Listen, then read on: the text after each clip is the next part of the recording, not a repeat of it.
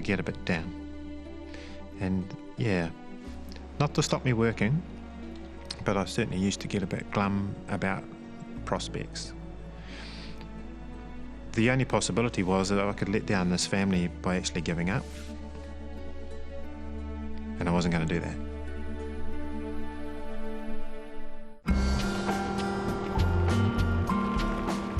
The last 6 months were a very, very busy time when I was working 7-day weeks, not infrequently. Days that stretched into the evening as well. Once the children were in bed, I'd be back to the laboratory.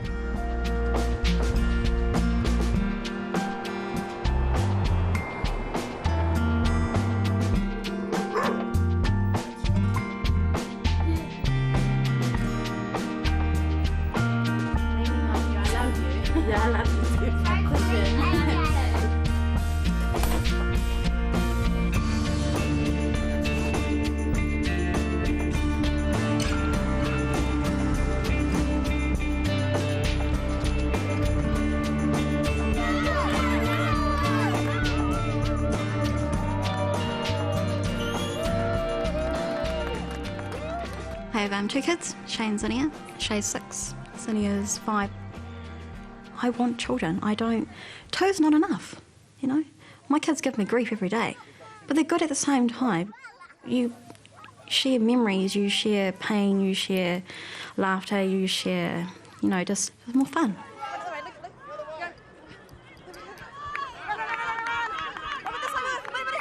Good boy, that way.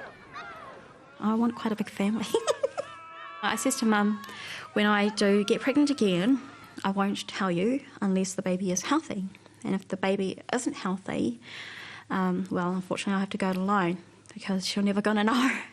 And Mum goes, well, who's going to drive you home from the clinic, huh? If baby is affected, it affects all of us because you're not going to be the one that's going to go up to the cemetery by yourself and bury the child, are you?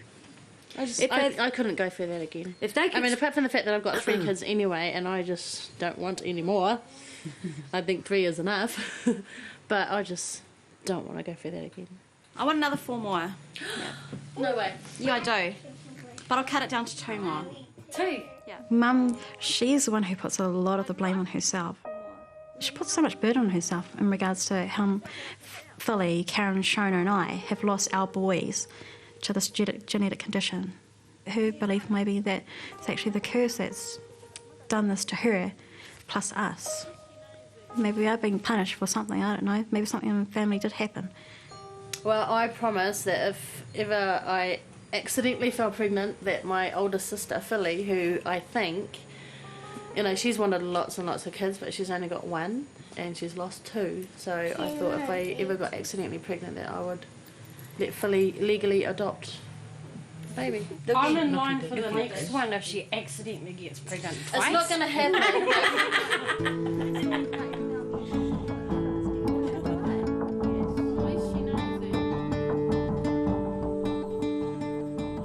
It is a long way from West Auckland.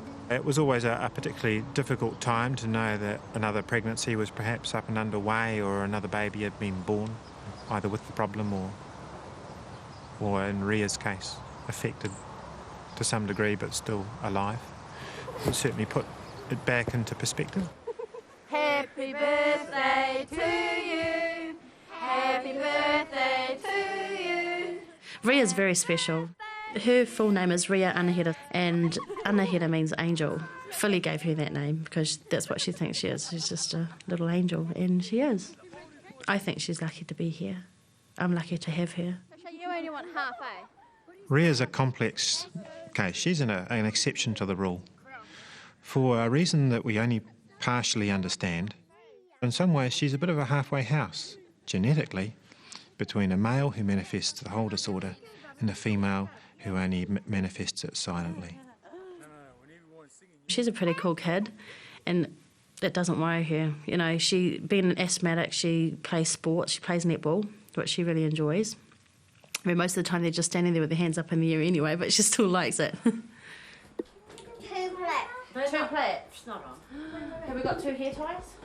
But she's a real trooper. She marches on. It just doesn't worry her at all. Even though that she, you know, she's wearing hearing aids, That's not a problem to her. Ria reminds me of Christopher in a big way because, I mean, I can still see Christopher's face now, you know, his tiny little face. Because I don't know what Christopher looks like now, Ria's helped me sort of get a mental picture of what he could look like. Yeah. I've got one. Okay, take yours. Options of where this gene might be were beginning to run low. There was one particular gene I hadn't looked at yet, a gene that had already been associated with a completely unrelated condition characterised by epilepsy. The gene was not really one we'd thought was going to be a player.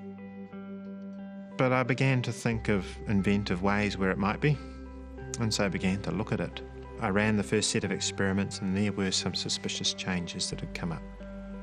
But we'd had our false alarms, we'd fallen into this trap before. I kept a cold and sober head and planned to do the resulting experiments subsequently. When those results rolled through about a week later, there was something very, very suspicious there. Still not cast iron proof, but something that looked very deeply suspicious. Enough so that I stopped everything else and concentrated on this one gene.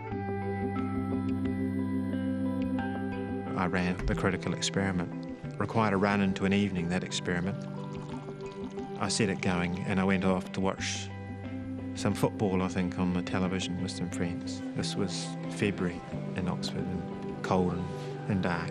And after spending the evening with my friends, I was on my bicycle heading home, and I decided to just drop in just to see how the experiment was running. It was a little on my mind, you might say. And it was around about midnight, and I put this experiment under the analyzer, and there was the answer. Unequivocally. Found it. It is like being an explorer. It's setting eyes upon something that no other human mind has set their eyes upon and understood, at least to a limited degree, and understand it. Not out of cleverness, actually, but out of the help I got from June and her family and multiple other families, from the help I got from Andrew Wilkie, and from just a bit of sheer sort of doggedness, not giving up.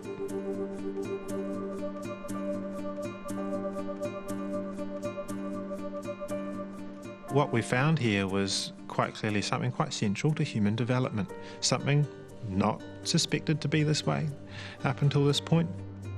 That we had a gene on our hands which seemed to explain diverse abnormalities of development meant that our story got a lot of scientific press. The signal is, from your scientific peers, that this is a big deal. When I look at what we've discovered during this project, that a single DNA letter code out of that 3 billion letters can lead to this profound disability, profound disorder. It's staggering that nature not only has that size, but at the same time has that precision to go awfully wrong.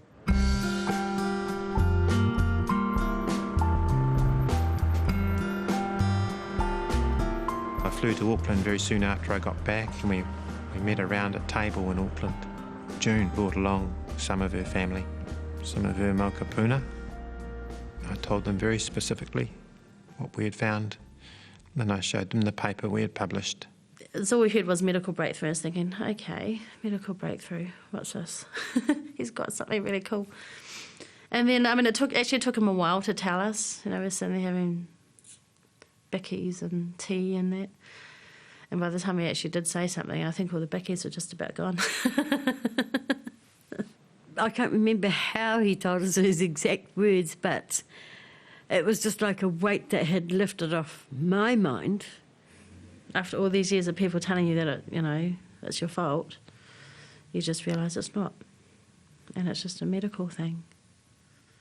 It was like a big relief to me because it was like there's no tapu on our family, you know. Nobody's got anything against us. It's just misfortune. All of the suspicions of the Makutu just went straight down the toilet. Because if it's a genetic thing, It has got nothing whatsoever to do with Makutu. I remember hearing for the first time from June the word Makutu in person. She had used it over the phone, but it really hit me in the face, seeing the relief upon her face in the context of the use of that word. That somehow a curse, or what members of her family had seen as a curse, now had a name and a face.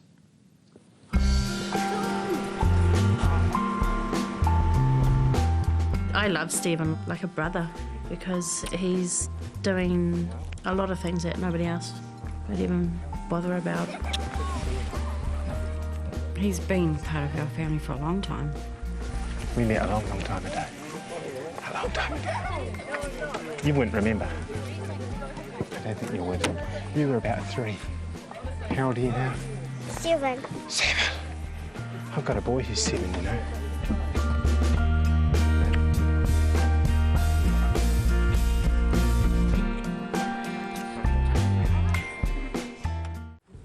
Oh, look at all the mukas we've got. Just these 3 little horrors. Little. Mai rā te tupuna hore te tira rau e tui hora. Ranga hia mai mātou. Ringa te kaipapa te kalanga te rā neki no reira kalanga mai. Kalanga mai, kalanga mai rā.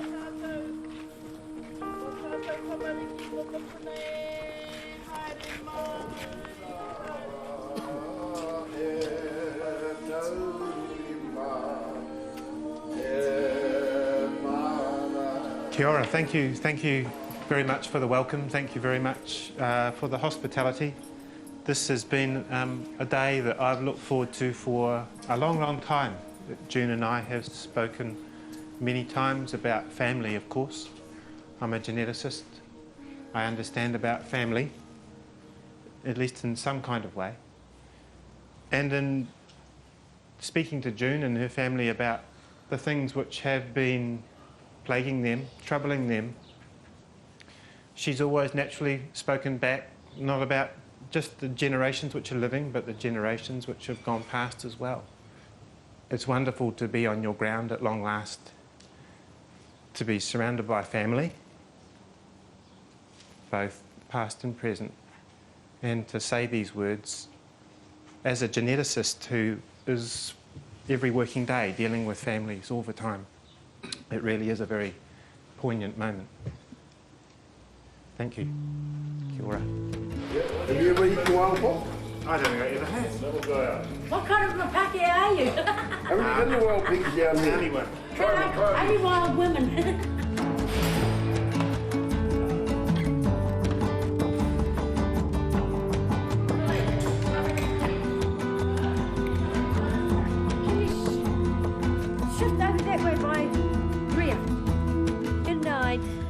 This thing gets silently carried through the female line. And June looks at her granddaughters and wonders, will they suffer the same pain I did, or suffer the same pain I watched my daughters suffer? And what we can deliver for this family is not just an understanding, not just a name. We can now do a blood test on those young women, and if they wish it, and we can tell them that yes, they do carry the gene change, or no, they don't. For those who do, they're still faced with the hard choices the generations before did, but there will be a proportion of them that will learn that they don't have the gene fault and that this thing will never blight their children or ancestors after them. It goes from Nan to our mums, and then it might go to us. Well, they don't know. They have to have this blood test now to find out whether they have got it or not. But do we have to take the blood test? Not necessary, but when you get older, you'll start thinking, then that's when you will go and have it done. I might not be here. If we do have babies, like it could pass away for like only live for like a few hours or something like that. Yeah. Yeah. What, boys or girls? Boys. Boys. Ah. I think about AJ's future when it comes to the time when she wants to have children. I mean, I worry about it all the time. Whether she'll be able to cope, being told that she's not going to have a normal child, you know. I worry for her for that. Knowing what you guys know, is that going to put you off having kids or not? There you go. That's the answer I wanted to hear.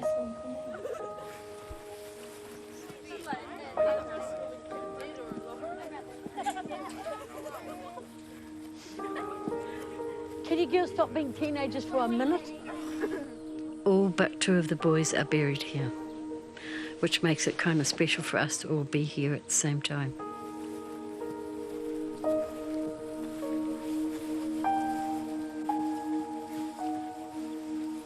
Te mātou kai whakaora ai hukreti.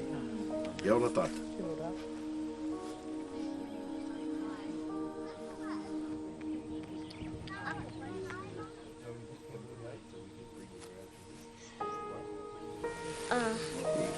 You mean the babies?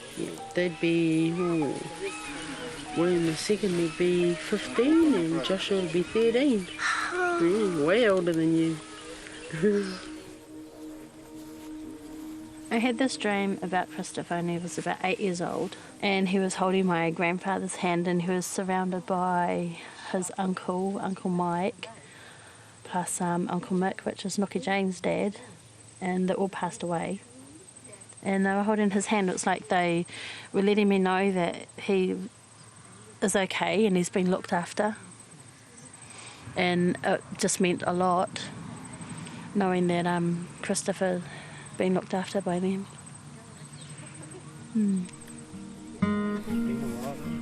It's been a long time, son. Very long time.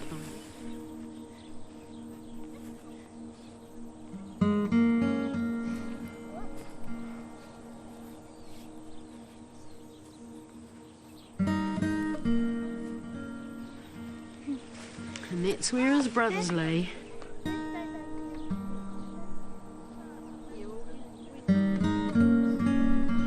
So it's a very special moment to be up here and to be amongst the ancestors of old and the little spirits that have been put here to rest.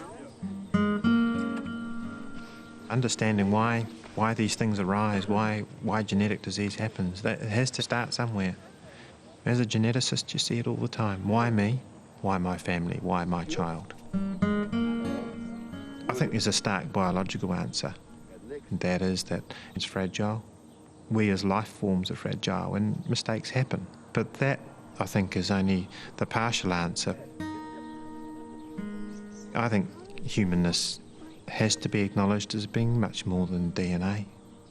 So when that question gets asked to me by any family, I say that in many ways in your own heart you have to arrive at an answer that only you know is the right one for you. But I do think science helps. I do think putting the name on the thing helps them with that process. That'll do. You reckon that'll do? Yeah.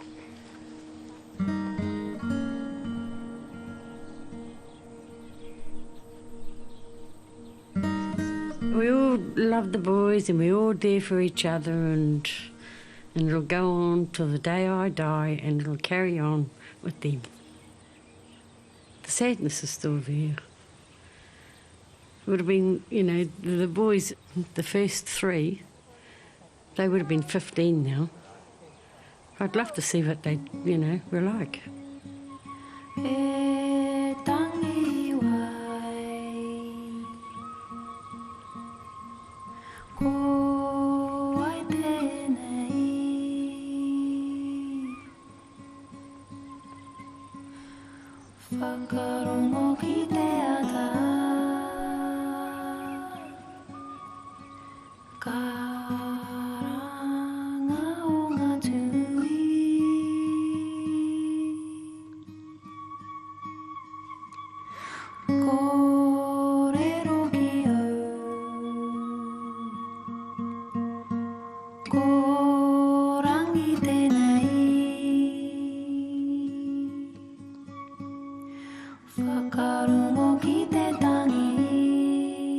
This program was made with funding from New Zealand On Air.